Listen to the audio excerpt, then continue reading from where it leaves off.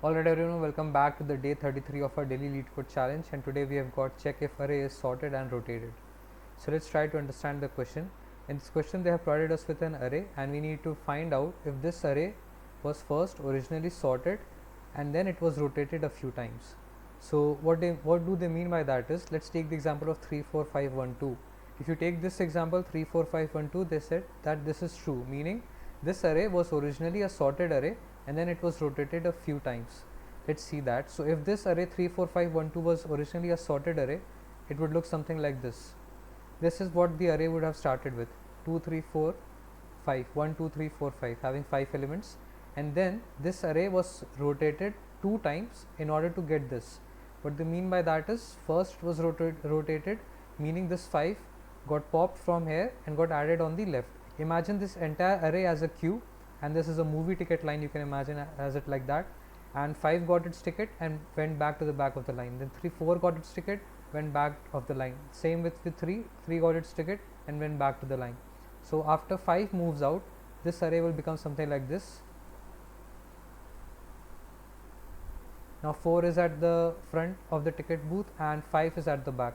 This is called as a 1-degree rotation. We popped 5 from here, appended it back on the left hand side. This is one rotation. Now again let's rotate it the second time. Now 4 will move from here and go at the back. So the array will look like this.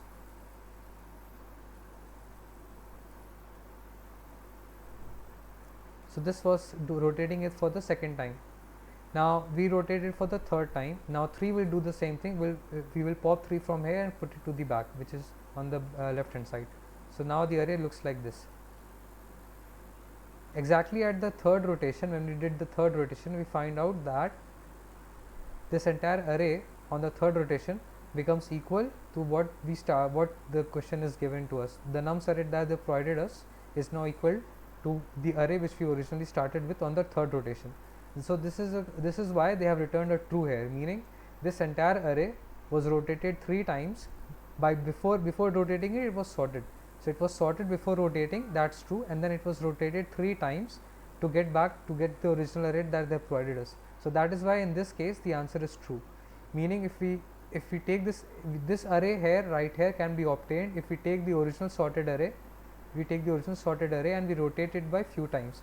What a rotation really means is we pop the element from the right hand side and put it back to the left hand side. Imagine this as a queue. We pop this element from here and put it back here on the left hand side as a movie line. You can imagine this line as a movie booking test system line, where each person standing here is in the front of the queue, is popping from here, is like moving from here and going and standing at the back of the line. Same things happening with each of the elements for 3 times. One, on the first rotation the array looks like this, on the second rotation array looks like this, and on the third rotation we got the original array which they gave us. We started with a sorted array, rotating it 3 times, we got the array nums. So that is why this was a true. In the case of 2 1 3 4, we see it's a false, because no matter how many times we rotate the sorted array, we can never reach this array right here, because if we sort this array, we have 1 2 3 4, and if we kind of rotate it one more time, 4 will pop from here and go and stand at the back. So after one rotation, array looks like this. After the second rotation, 3 moves from here, goes and stand at the back, 3 4 1 2. Now array looks like this. So this is first rotation, this is second rotation. On the third rotation, 2 will move from here and stand back here, and this is the third rotation. On the fourth rotation, we will get back the original array, which is the sorted one which we started with. So let's say if an array is of size n and it has elements in any order, if you rotate it n times, you will get back the original array. We can conclude that, because if we further down the line, we rotate this array 2 more times from 3, on the fourth rotation it will look like this, and on the fifth rotation we will come back to the original array which we started with, which was 1 2 3 4 5. So basically these are the all 5 combinations that are actually possible if we take a look at the sorted array.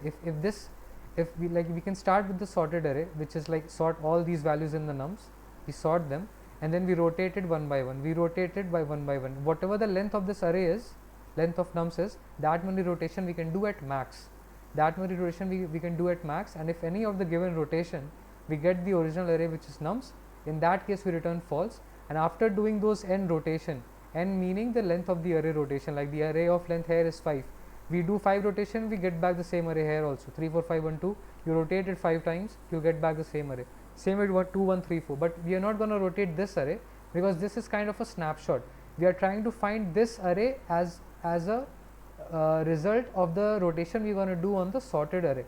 So we are going to start with the sorted version of this array originally, which is this. Then we are going to sort it. Now this array is of size n, let's say 5. In this case it's 5 here, meaning we can rotate it 5 times and we'll get back the same array, which we saw that we rotated it 5 times and 1 2 3 4 5 we got. In any of those rotation, 5 rotation, did any one of the rotation brought back us to the same nums array that they provided? If that's true, then we return false. But if that's not the case, we are just going to return if that's true, we're going to return true. If that's not the case, like in this case 2 1 3 4, the maximum rotation we can do is 4. We started with the sorted one. After 4 rotation we got the same array back, which is the sorted one. In these 4 rotation we just did, we need to find if this provided nums, which is kind of a snapshot you can assume, is ever did we ever find it in any of those arrays? Since we did not find it after doing those 4 rotations, so we can stop now and return simply false. So that is why in the case of 1 2 3, it is already sorted, so we are going to start with 1 2 3 and immediately return true, because this is what we are looking for. So we started with this, so we don't need to do any rotation, we are going to return simply 1 2 3, so this will be a true case. So that's how the rotations are working, which is nothing but taking the value from here, popping it from the right hand side, appending it to the left, popping it from the right hand side, appending it to the left. 5 gets popped here, gets back to the line. 4 gets popped, goes back to the line. 3 gets popped, goes back to the line, and then 2 gets popped, goes back to the line, and then last 1 gets popped, goes back. So what's happening is, at max, if the length of the array is 5, you can do, if you rotate the array of length 5 times, you will get back the original array. We started with this, we will start with the sorted version of the array. We will rotate it 5 times, and if any of those rotations provide us with the original snapshot that they gave here, right here, if any of those rotations provide us with the original snapshot that we provided us here, we will return true. And if that's not the case, before those 5 rotations are over, we will return false, which we saw in this case 2 1 3 4. We started with the sorted version, we rotated once, we rotated twice, 3 times and 4 times, and then we are done with all the rotations. We got back to the original array, and in nowhere any of those rotations provided us with this particular snapshot they provided. So that's why the answer would be false. Alright, to now let's code this up. Whatever we discussed, we're gonna code it exactly. So first, as we discussed, we will always start with the sorted version of the original nums that they have provided us. Whatever the original nums is, we'll always sort it first, and then we're gonna do the rotation on this sorted array, like popping the value from the right hand side, appending it on the left hand side, popping it from the right, appending it on the left.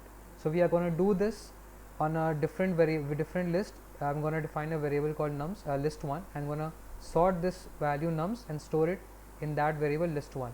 So this is what we're going to start with. Nums, this list1 will be a sorted version of this nums array that they have provided us, and k will be nothing but the length of the nums, meaning the number of rotations we have to do. And since we are popping elements from the right hand side and appending it to the left, so we need to convert this list1 back to a queue, which will be a doubly ended queue. Now we have this, so basically this queue right now is nothing but the sorted version of nums right here. Now we're going to start with our rotations. At max we're going to do k rotations. So with each rotation we are popping the value from the right hand side and then appending it on the left hand side. So to pop it from the right, this is going to happen until k is not equal to 0, meaning we are going to do k rotations. So val1 is q dot pop. This is the popping of the element from this queue, which is nothing but sorted values all of nums from the right hand side, and then appending it back to the left hand side. Now we need to convert this queue that we have to a list right now, so that we can compare it with the original snapshot that they have provided, which is nums. We are gonna have to compare after each rotation we perform. This snapshot that we have, we're going to compare it with the original one, 3 4 5 1 2. If it's equal, if at any rotation this list that we just formed is equal to the original nums that they have provided, we will return true, and k value gets reduced to 1 after performing a single rotation.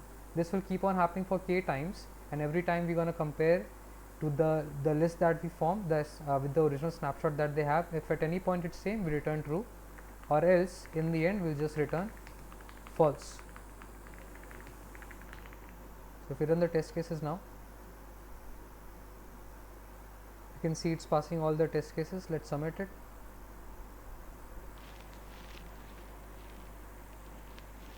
As you can see, it's passing almost all the test cases, and 1 millisecond is the runtime. The time complexity will be O of n log n because we are using the sorting of the nums. So that's n log n right there. And after that, we are also performing k times is where we are kind of doing the running of the entire value, popping elements from the right and then appending it to the left is happening k times, which is the length of the list. So that's why it's a k n log n basically. So that was it for today, everyone. I'll see you in the next one. Bye.